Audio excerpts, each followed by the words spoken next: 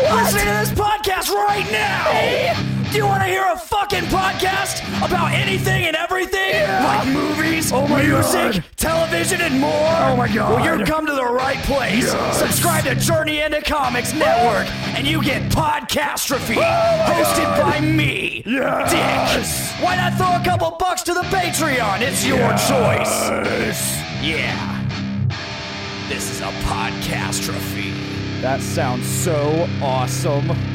The following is a Journey into Comics Network production. Today on our show, do you hear that? That is stacks and stacks of news I'm going to talk about tonight. We got the Emmys, we have political news, we have weather news, we have Trump news, we have all this news in between. All this and more on tonight's The Puhr Report.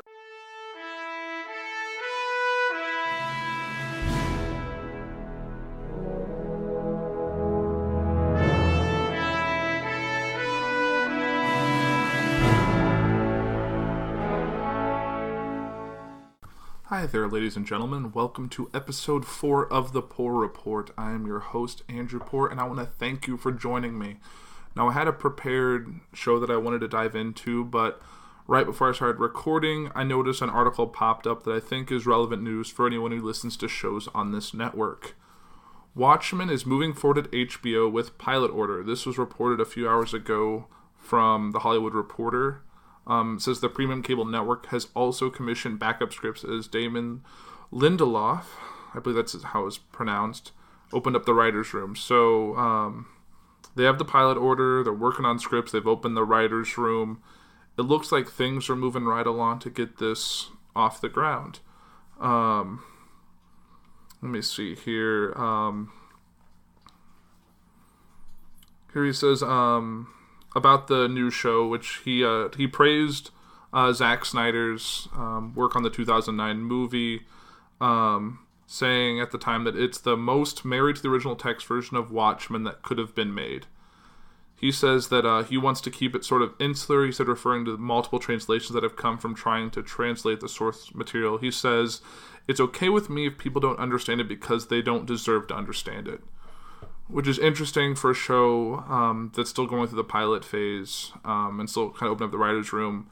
Really, if the show doesn't find an audience, it's not really going to catch on. I think they need to kind of ease into it, but understand people who are going to gravitate to this show are also a fan of the comics, so they already have some foundation to go off. And with this November's Doomsday Clock, Superman tie-in with the Watchmen universe and the continuation in the DC Rebirth story, this might be the right time for this to go because it's created a renewed interest in Watchmen. So that's something I just wanted to jump into right away. So I guess with that, I'm going to dive into my show. And I want to thank you all again for listening. Episode 4, like I said, episode 3, I didn't really think I'd ever get here. A lot of things have had to move in the right direction, making this myself available to do this. And so I just wanted to kind of say thank you right off the bat. I want to jump in. I got a few articles I've been kind of gathering throughout the week, and it's a nice stack of like 18 pages right now, and I don't know if I'm going to actually get through all of it, but there's ones that I found that were interesting, so I'm just going to dive right in. Now, I don't know if many of you watched the TV show Seinfeld. It ran for quite a long time, and it had a very interesting finale. The finale was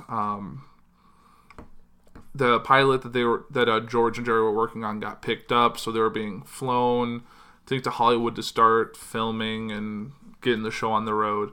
And Kramer has water in his ears, so he jumps up and down, causes something to go wrong on the plane. So they land in this quiet suburban town out east. I'm not quite sure. Pennsylvania, maybe? Not exactly sure. And they're going, and they noticed a guy getting carjacked. And they kind of do nothing because they're New Yorkers and they're those 4 people. So, because it's George, Jerry, Kramer, and Elaine. And they just do nothing. They're actually filming it. They're laughing. They make jokes about the guy who's getting carjacked, weight. And then they get arrested. They claim, like, oh, I have no reason to do this. Why is this happening? And then it turns out there's this Good Samaritan law. And then it goes to where there was a trial and they get convicted. Not all that. Spoiler alert, but it's been like 10 years. Almost 20. I think it ended in like early 2000s maybe. Been a long time. So I noticed this article when I was coming across it. It said Germany convicts 3 for not helping an elderly man who collapsed. So the story is that an 83-year-old man was unconscious in the entryway of a bank in Germany. And then not 1, not 2, but 3 men stepped over him and walked around him to use the ATM. Now a court has convicted the three of the men for failing to help the man who had died a week later. The 3 were charged under Germany's Good Samaritan laws. The District Court of Essen-Borbeck said the 3 didn't help the man, although they were obliged to do so. So that's what reminded me of the whole Seinfeld thing. The court, in its statement, didn't name the victims or the defendants. The 3 have to pay fines ranging from $2,900 to $4,300. And I guess this whole duty to assist or Good Samaritan exists through Denmark and France and a lot of the European countries. There are no laws like that in the U.S., as it says in the article, due to the fact the courts have consistently ruled that a person is not bound by law to help someone else, even if one would think it falls under the law of common decency. Many states do, however, have laws that protect people who render aid from being charged if their actions unintentionally caused harm to the person they're trying to help. So say, like, someone gets hit by a car and you assist them and end up causing more neck damage by trying to move them to safety or do something else. That's just something that will protect you. I guess one recent case that made headlines in Florida was when a group of teens taunted a drowning man while filming his death from afar. They were not initially criminally charged, but police later recommended to the prosecutor they be charged with failing to report a death just because they were sitting there staring at watching this man drowned, which is kind of ridiculous, and I think they're rightly punished for that. So that was the article that drew me in as I was looking. That's the top of the list because I kind of generated this list in order of the articles I found when I started looking at the beginning of the week.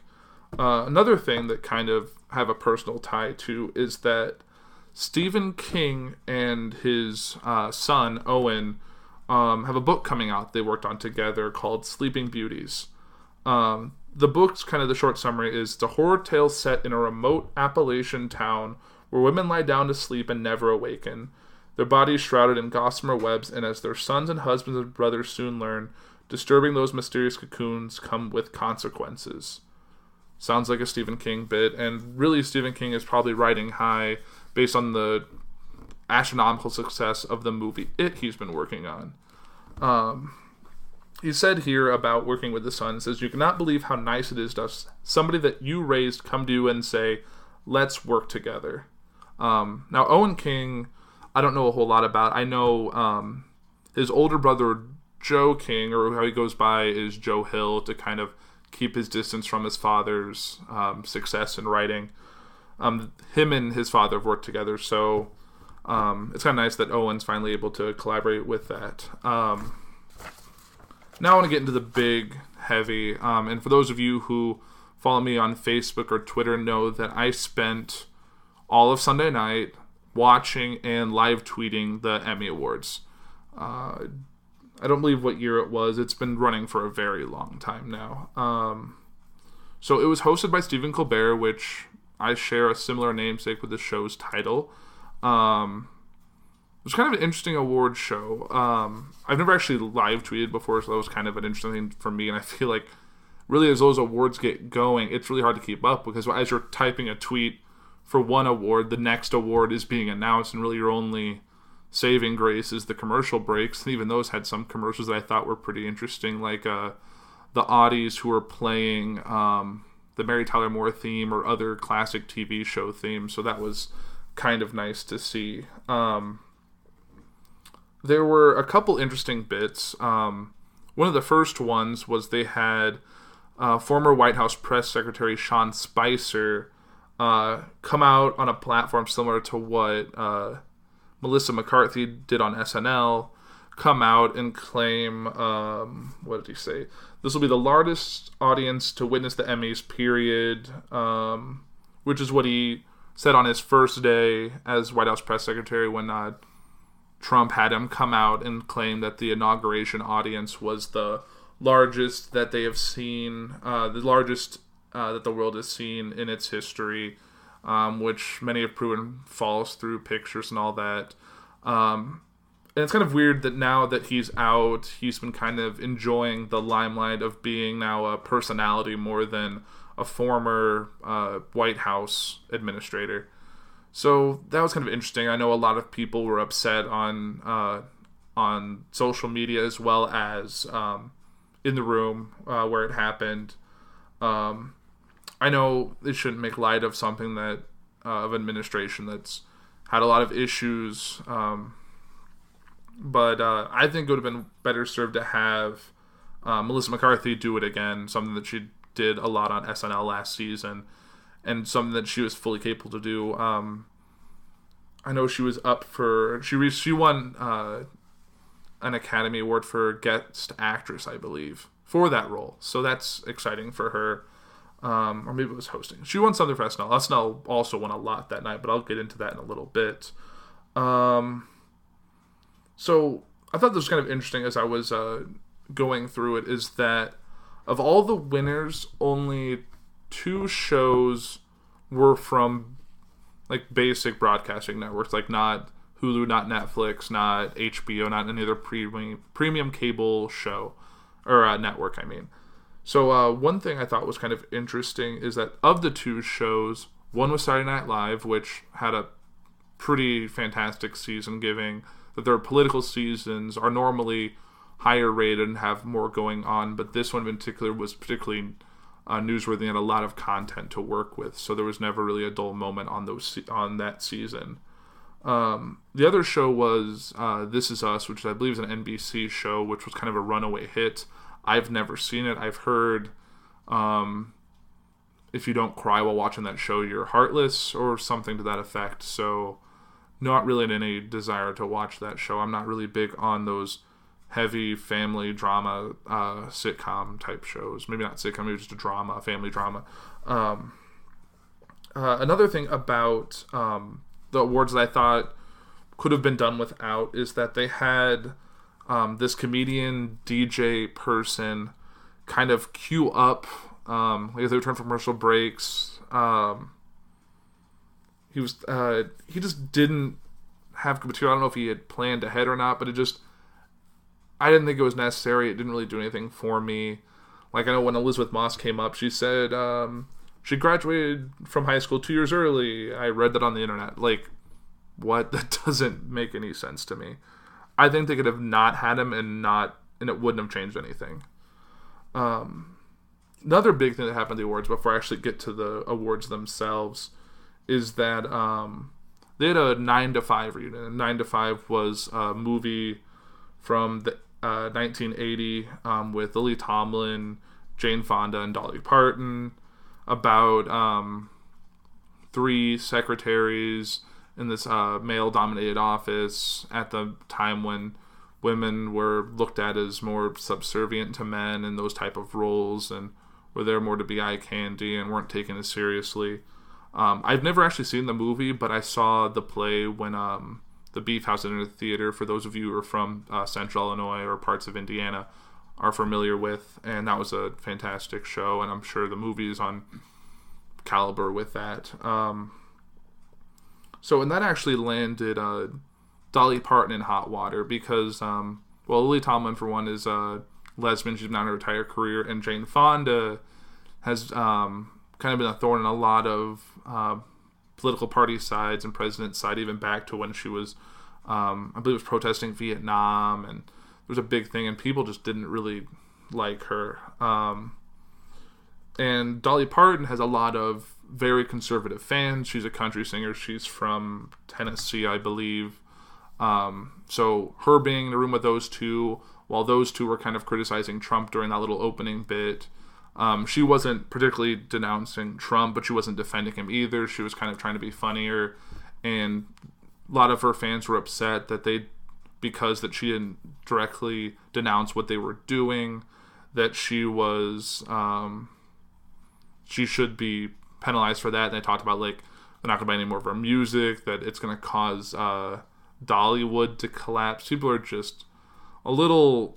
I'm going to use the word triggered because I know they like to... a lot of very strong conservatives like to use that, but it doesn't take much to set them off, and then they like to use it and kind of throw it in more liberal people's face. And but I think it's the same thing with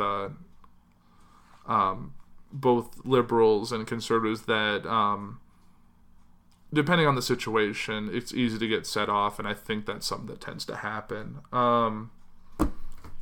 I guess with that, I'm going to get right into the awards. There were some big winners tonight, and a lot of this was because HBO's Game of Thrones was ineligible this year due to its air date. So there were no Game of Thrones nominees. It didn't win any awards this year, especially after, from what I've heard, so I'm not in Season 7 yet. Season 7 was a spectacular season, and probably would have rightly won a lot of awards tonight. The cast, the effects, all that was bound to have caused a major contention in these awards. So since Game of Thrones was out, it kind of widened that playing field of what shows were nominated and what shows were going to win. And the big night went to The Handmaid's Tale, which is a Hulu show based on a book. It's kind of a dystopian world where fertile women are kind of, not necessarily enslaved, but they are taken, put in this like cult type situation where their only duty is to get pregnant, have babies to continue the civilization. It kind of reminded me a little bit of, I haven't seen the show, I haven't read the book, so I don't have a whole lot of information about how it really gets into it, other than the fact that they have these white head coverings and wear these like red coats. But it kind of reminds me of Children and Men, where, if you've seen Children and Men, it's like a dystopian show where there's, I think the youngest person was like 20, and then he got murdered or something like that. So there's like no kids, and people just aren't getting pregnant. And yeah, it was just a very interesting show. But I don't know if that's even similar to this. I haven't dived into it, but I think I might now. Elizabeth Moss stars, and I know there's been some guest stars, and I loved Elizabeth Moss on Mad Men, which is another great show that was on AMC. So The Handmaid's Tale was one. They won numerous awards, and Elizabeth Moss won. It won for drama series, which I think in the past few years has gone to Game of Thrones. And some other guest stars have won for that. Another big show was Big Little Lies, which is a show that's headlined by Reese Witherspoon and Nicole Kidman. Another show I haven't seen. It was kind of how I was feeling through a lot of these shows. A lot of the winners were for shows I haven't seen, or a lot of the dramas were. So I really don't know a lot about Big Little Lies. They'll say it's kind of like a suburban community, Stepford wife-ish community with a lot of infighting and all that. But apparently it's a really good show, and I'm going to have to check both of these shows out, which is going to be difficult now that fall TV season is getting underway, and a lot of shows I like are coming back, and there's a lot of new shows I want to check out. So it's mainly timing, so I might have to save those for like the winter break, when a lot of the shows are on their like month hiatus, and before like the mid-season shows kick off. So let me see about these other awards. Like I said earlier, Saturday Night Live won a ton of awards. Atlanta won a few awards. Donald Glover won for directing, which I believe made him... he was the first African-American to win for directing a comedy, which is kind of exciting, and it's really been Donald Glover's year. Obviously, we know he's playing Lando Calrissian in the Han Solo movie. He had a part... that's going to mean big things later in Spider-Man Homecoming. His Atlanta show's doing fantastic. He has his Childish Gambino rap albums. But this Atlanta show, another show I haven't seen, unfortunately. I can't really dig deep into it. But I know he's writing it, I believe, with his brother. And it's about life in Atlanta. And it's apparently a really good show. But I haven't seen it, so I can't comment on much on its content. So, like I said before, another big winner was Veep, which Julia Louis-Dreyfus won her, I believe, 6th Emmy for playing the main character on Veep, Selena Kyle. So that made a record for the amount. Sorry, my dog is scratching himself, which is shaking his collar. So jingle, jingle, jingle. He's still doing it. Thank you, Max. It's like every episode now I'm just gonna have interrupted by a pet. So awesome. But so Veep, for those who don't know, is a show about a female presidential candidate who loses and then takes on the role of vice president. And it's just her life. It's very office-oriented. I don't think they even show the president once during that show. And then without really diving into spoilers of those, she eventually becomes president, and then there's more there, and it's going on. And it's actually going to be its last season, coming out later this year, beginning of next year. So that means after the show ends, there'll be another wide-open race for comedy series and comedy actress and all that when Julia Louis-Dreyfus is no longer eligible, just like Game of Thrones will be after 2 years when Game of Thrones is officially done and they're no longer eligible to run. Let's see, Night of, which is also another show I haven't seen. I feel like I'm talking about shows I have not seen. Riz Ahmed, who you know, he played Bodhi in Rogue One. He won for Outstanding Lead Actor in a Limited Series, and I think that made him the first, I think one of the first actors, I think of Asian descent who has won an Emmy Award. So a lot of firsts. Other big one was that Aziz Ansari and Leah Waithe won for comedy writing for the TV show Master of None, which is on Netflix, which I've seen. It's a pretty good show. It's a lot. It's more of a dark comedy. It plays a lot of life, but the past 2 seasons have ended kind of sad. But Lena Waithe was the first black woman to win for comedy writing, and she's also openly lesbian, and she gave a shout out to her LGBTQIA family. So that's kind of nice that they're now comparing this to the Academy Awards, which has suffered in recent years for being mainly white nominees. Now it seems that the Emmy Awards are ahead of the curve in offering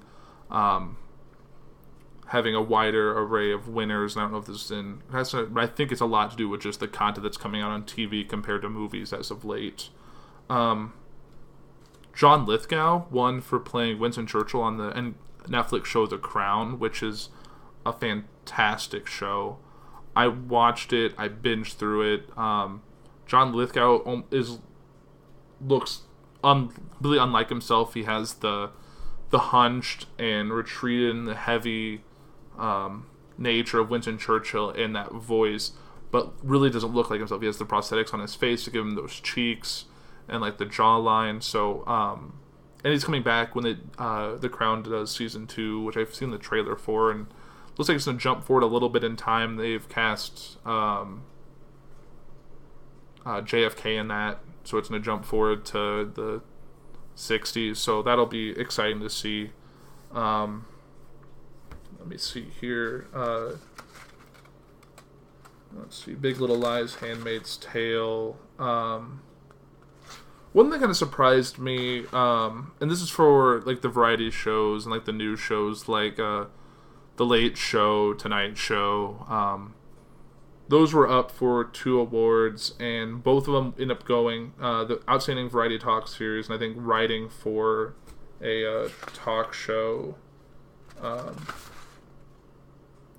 Outstanding Writing and Outstanding Show both went to Last Week Tonight with John Oliver, which is another HBO show. I've seen bits of that show. It's a good show, but I really thought Stephen Colbert's The Late Show was going to win. He had a rough start when he came out to do the Late Show when they announced it, and he was dropping his Colbert Report persona. So it was kind of... but since the election, leading up to the election, he's kind of been on fire. He excels at political news and doing political-centered pieces. So he was able to really pull a lot that he's done for the Colbert Report into this show. And I really thought he would have pulled off to win. And it was kind of interesting to see a host accept an award. But they made a funny bit out of it. Him and Jimmy Kimmel, they kind of cut to them, I think, a few beats later. And they were drinking cocktails. And they were joking about how do you like... there was some British cocktail, and they said it's dry, and I guess some people like it, and it's so good that it takes a week to make, because Last Week Tonight is an HBO show that airs once a week, and it's actually only... So it doesn't air like all these other late-night shows that air Monday through Friday. So they really were kind of making fun of that and making a little fun bit out of it, which I think they had planned ahead in case Stephen Colbert or some of the other guys had won instead. I think that's a lot of what came up from those awards. A big thing that I found that was surprising was also that Westworld and Stranger Things both were nominated for quite a few awards and did not win. Stranger Things was kind of a runaway sensation. I think I shared an article about cast negotiations for higher pay for the young actors who didn't make a ton off of the first season, but a lot compared to for kids. I think there were like 40 or 50 grand an episode, which for a 12-year-old is a ton of money. But with the success of that, and with a lot of them getting acclaim, and with Finn Wolfhard doing It, which was also a big hit, they're probably looking to renegotiate. And I think I said in the article that with their nominations for the Emmys, if they win any of them, it gives them a stronger foundation in renegotiating and getting something closer to what the adult actors on Stranger Things are making. They unfortunately didn't win, so I still expect that season 2 is going to be pretty fantastic. If it's not, I would be completely surprised. But I think they're doing the right things on that show, and it's probably Netflix's... one of Netflix's flagships next to House of Cards of their original producing. I would say that the Marvel Netflix shows are also up there, but since those are kind of tied to Marvel, they don't really have the same claim. But all the Marvel Netflix shows have been doing fantastic as well. But Westworld is a show I kind of want to talk about because I've started binge watching it recently. I finished going through The Office recently for probably the 4th or 5th time. So I finished that. Then I binged through The Walking Dead in like 48 hours. It was kind of crazy. I mean, it's only like 16 episodes, and I had a weekend, and I just cranked through it. And it's a great show, and I kind of dug into it on Journey into Comics I recorded with Nate a couple days ago, so I'm not really going to dive into it here. But I'm really excited for Season 8 now. But back to Westworld, I started watching that immediately after I finished The Walking Dead. It's got 10 episodes. I'm almost done, and hopefully I'll get caught up with that before a lot of the new fall shows take off. Westworld is up for a few awards, including Sir Anthony Hopkins. I feel completely awful that I have forgotten his name. It's been a long day at work, and I'm recording this at like 8:30. After kind of going through all this and highlighting stuff I wanted to talk about, and I may take a picture of this when it's all done to show all the articles. But those are kind of the big winners. They claimed after this was over that this was one of the lower numbered in terms of audience.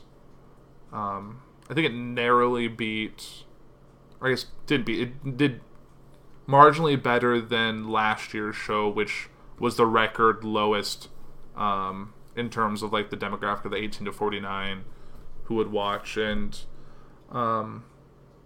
I can't say this is the first time I've actually watched the Emmys all the way through. Typically Sunday nights I'm busy, but I made time for this because I was going to do it for the show. So I guess really that's my kind of my wrap-up point for the Emmys. Some other big stuff that had happened, I'm kind of actually maybe before I get into this, before I get into like the political news, I'm going to just wrap up entertainment, so I've kind of done a good chunk of that.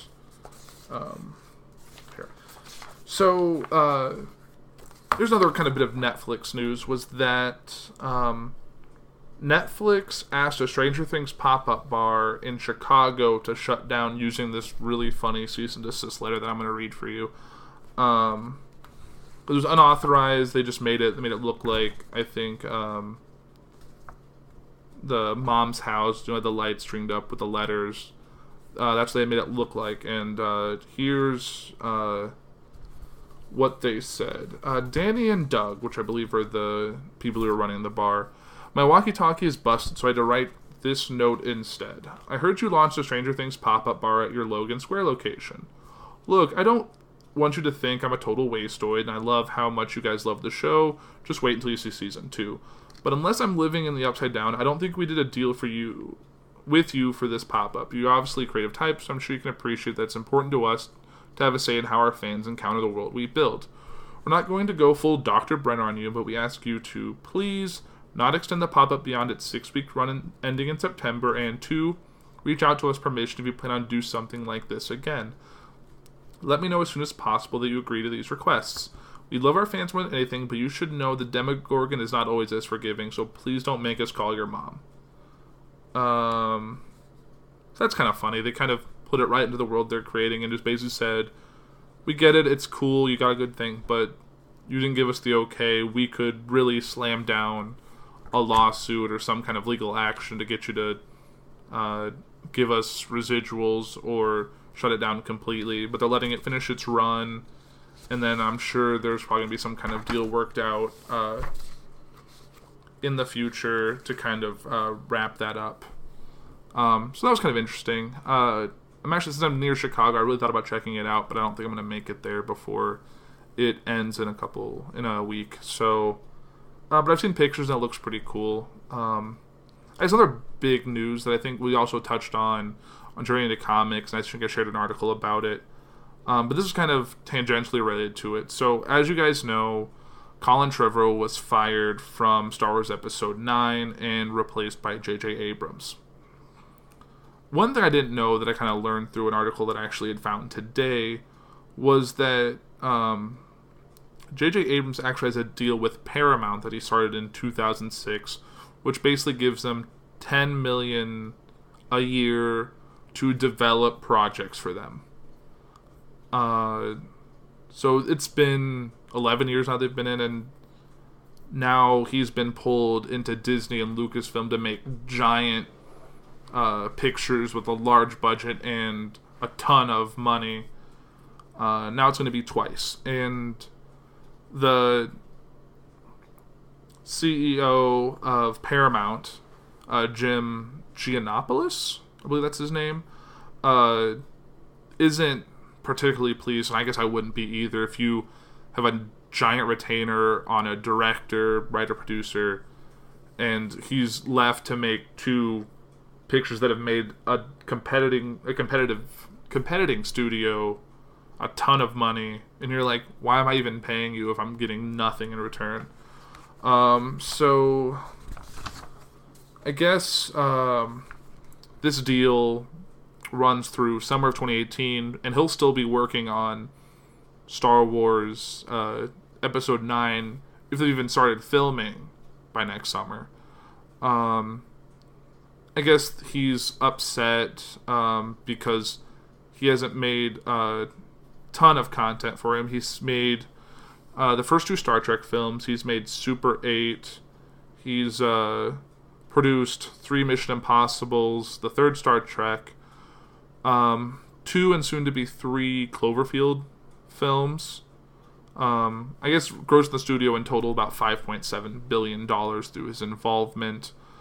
But compared to what the box office gross and all the everything that kind of fell from the creation of recreating the Star Wars universe with 7, 8, and 9, plus the spin-offs, kind of opening that whole doorway, made Disney piles and piles of money. So, I know there's been talk of, like, maybe he was going to use legal action, but I guess what this article kind of summarizes is that fighting Abrams would have meant alienating the filmmaker and taking on major adversaries Lucasfilm, Disney, and possibly even Steven Spielberg, who isn't involved with Star Wars but is a long-term association with Lucasfilm chief Kathleen Kennedy, and has taken credit for luring Abrams to helm The Force Awakens in the first place. So if Paramount tried it, he could probably get. There's issues with this contract saying that, like, Disney would have to pay him roughly like 7 figures to Paramount for taking one of their directors away. So it's interesting to see that kind of plays off. It's kind of just like, well, that sucks, but what are you gonna do? So that's kind of it for my entertainment news. But one thing I found, I kind of jumped in. There's been a bunch of weather and political stuff this week. I know when we spoke last, Hurricane Irma was en route to hit Florida. People are still dealing with the effects of Hurricane Harvey, and there were a couple other hurricanes out. As I'm recording this now, there have been a lot more hurricane news. I know Maria made landfall in Puerto Rico and the Virgin Islands, which were also kind of hit by Irma just last week, so they didn't have a chance to even get back online before Hurricane Maria just rolled through. And I know Vieques, which is a small island off of Puerto Rico, my parents have been to before, and the eye went right over that island, so that it's been kind of a disaster. And I think right before I started recording, I double-checked, and it looks like it was a Category 4 when it hit Puerto Rico. The country itself, the whole island of Puerto Rico, is now 100% without power, and that the country has seen nothing like this since 1928. So it's massive. There's not a lot of information because there's no power, and there's not really much access to get down there to really get more information. So I'm sure that's going to come in development in the next couple of weeks. One thing I found kind of interesting is I got some. So I guess before I kind of jump into this, I'm really praying for everyone who is dealing with this tragedy and still reeling with the effects from the last few hurricanes. So I hope everyone is doing okay, and there's people there that are always thinking about you, and there's definitely people that are donating and trying to get resources to you guys so you can get back on your feet as soon as possible. I found an article sharing some rough number estimates of how much this has cost. So I guess Hurricane Harvey, the estimates coming in for all the effects from that, and it's coming in at $190 billion is the high, which would make it the costliest disaster in U.S. history. Hurricane Irma, which didn't do as much damage as they were anticipating, because it kind of went west instead of east along the state, cost about $100 billion, which we take into account the U.S. GDP. It's about 0.8%, which is crazy. That's a lot of money. To put that into perspective, Hurricane Katrina, which was the costliest hurricane up to this point, came in at $62.2 billion. And if you go before that, Hurricane Andrew, which was another big hurricane, only cost $17 billion, but that was also in 1992. So I think you adjust for inflation, that was probably a lot more at that point. According to the NOAA's National Center for Environmental Information, The United States has suffered 212 weather and climate disasters since 1980 that have cost more than $1 billion. So that means each one has cost more than $1 billion, totaling $1.2 trillion in just weather-related emergencies that have required infrastructure rebuild and everything that kind of goes along with recovery from a major weather event. And I actually ended up in a conversation with a CEO of the company I work for, Parks and Corporation, about how the U.S. as a country doesn't really spend the money ahead of time to help prevent this from happening. They're more dealing with the consequences because in terms of our infrastructure and all that, we don't really spend the money up front to design and build just the great equipment that's going to prevent storms and everything from... Because, like, he was telling me about... is it not Denmark? It's the European country that... is it Holland? The Dutch. I think it's the Dutch, because their whole country is under sea level. So if there's ever any flooding, it kind of just parts of the place. So they spent a ton of money building these giant dams that they can kind of close at a moment's notice to prevent floodwaters from going in, and just they have all these other contingencies in place to prevent any weather-related events from causing them serious harm. And since then, they have had since they've been built, they haven't had nearly any issues with weather-related events causing infrastructure shut down and costing them tons of money on the back end.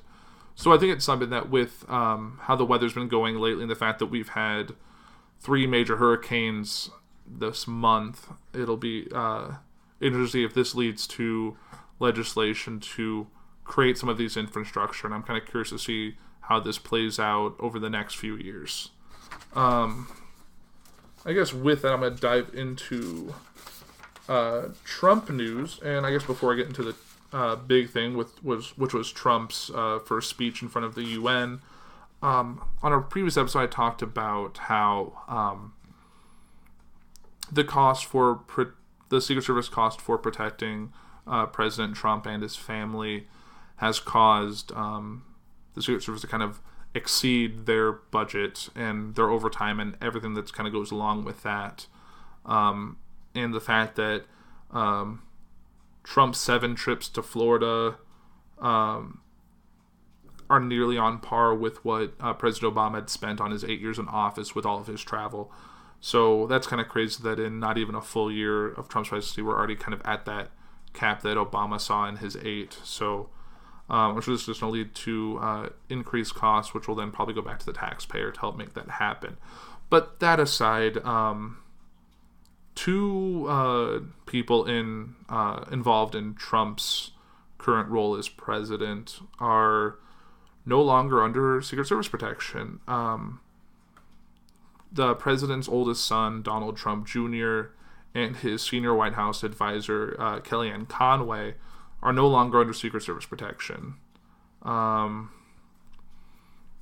Trump Jr. did this because he was wanting more privacy because of the 24-hour security as he's traveling the world and doing all of his business dealings. I guess it was becoming more of a hindrance, which it's kind of weird because it was the same time as the whole Paul Manafort subpoena, and they searched and they found all this information in terms of their investigation. So it's kind of weird that it kind of coincided pretty closely with that. It might be not related, but I guess we'll have to see how everything shakes for us with the investigation that's being done. Kellyanne Conway, who really haven't heard much of since the campaign, she has a couple bigger things that come up, but she's been mostly quiet, and I kind of like that because I'm not the biggest fan of Kellyanne Conway. I called her through most of the election that she was a spin doctor. She could take any negative bit of news about Trump and turn it into a seeming positive towards his base of supporters. So, yeah, the less of her, the better was good in my opinion. Sorry, I need a drink of water, so when I was talking this much, try to your mouth out. That was some interesting news that they've And I guess comparing it to President Obama, Trump has 42 people on around-the-clock protection, including 18 family members. Compared that to 31 who are under President Barack Obama. I guess a lot of that is due that Trump has 18 of which of those 42 are Trump's family members. And Trump has a large family compared to Obama, who just had the 2 daughters who lived at the White House and were in school for all of President Obama's presidency. So that was kind of interesting that they no longer have Secret Service protection. One other thing, what's kind of big news that's kind of developing as we speak is that there's this Graham Cassidy plan, which is the new thing that's going in front of Congress to remove the Affordable Care Act, or as they would call it, Obamacare, which is what it's kind of been called since then. So this Graham Cassidy plan it proposes to distribute federal funding that's currently available under the Affordable Care Act directly to the states in form of a block grant. And from 2020 to 2026, states would receive a set amount of federal funding to be used at their discretion for healthcare coverage, but cost-sharing subsidies the federal government pays to insurance companies to lower the cost of some of the plans on the individual insurance markets, and money some states receive to expand their markets would go away. So that's already not great. Then the 31 states that applied for Medicaid expansion funding under the Affordable Care Act would see that money rolled back and eventually cut off. Democrats say that says states with large Medicaid populations would struggle to provide coverage for their population. Spending on Medicaid would be done per capita, meaning the less populous states like Maine and Alaska, home of the 2 senators currently on the fence about the plan, might struggle to foot the bill. The plan would repeal 2 key parts of Obamacare: the individual and employer mandates the state would apply for, waves to alter what would count as an essential health benefit for insurance companies as they design their plan options. Also, it would call for Planned Parenthood would also face a 1-year freeze on Medicaid funding, and they called it the worst ACA repeal bill yet. So a lot of people are upset about this, and I'm sure they're gonna really try to push this for a vote to get it across. I'm not sure if it's gonna pass. I think they're just gonna keep passing it until something gives and they're able to pass it and consider it a win. And I know when that happens, Trump will be all over Twitter and be very congratulatory and then denouncing the horrible bill that was the Affordable Care Act. And one thing that I kind of touched on last when we spoke last on, I believe, episode 3 was about DACA, which DACA was I'm kind of forgetting what it was called, the Deferment Action for Childhood Arrivals. So what DACA is a bill that keeps basically the children of illegal immigrants safe from deportation, because they weren't in control of their actions when their parents moved them as a young age to the country. As Trump said, he wanted to repeal DACA over 6 months, which would force the deportation of about 800,000 people, which is kind of ridiculous. So a lot of Democrats were pushing things for these dreamers. But then it came out recently that some of the Democratic high leaders like Nancy Pelosi and Chuck Schumer, they met with Trump to discuss a deal, so to try and get this DREAM Act passed, and they were kind of doing kind of some back and forth, and I don't think everyone particularly had like a winning point. But Nancy Pelosi was recently doing a campaign, not campaign stop, but was meeting in front of people to drum up support for the legislation, and there were a bunch of protesters who were saying that we're not a bargaining chip, that you can't use this for political favor, and I guess rightly so. They shouldn't have politicized this issue to try and use it as a give and take with the Trump administration. So I guess with DACA and with what's going on with the Affordable Care Act and the Graham Cassidy bill, a lot of this is going to come out in the next few weeks, and we'll have probably more to talk about then. But I guess the big thing I also want to get into today was that Trump gave his first speech for the UN today, or I think it was yesterday. That's the time I'm recording it. Kind of timey-wimey. By the time you hear it, it would have been like a week ago. So, yeah. So Trump gave, I guess with the speech, he gave his harshest warning yet to the North Korean regime, threatening total destruction if it continues its pursuit of nuclear weapons. He said the U.S. has great strength and patience, but is forced to defend itself or its allies. We have no choice but to totally destroy North Korea. He's also taken to calling Kim Jong-un, which is the dictator of North Korea, Rocket Man, and he said Rocket Man is on a suicide mission for himself and his regime. Now, that's kind of... I've never liked the fact that Trump likes to give people nicknames, and then he tweets about it, and it's just... I don't care who they are. They could be a dictator. They could be a convicted felon. Just call them by their name. It seems very informal just to give them a random nickname or call people losers, or that. It's just something that kind of drives me insane that he has weird nicknames for people. Like, it's like the whole thing during his campaign with giving nickname calling with other candidates and all this and that, and I'm just frustrated.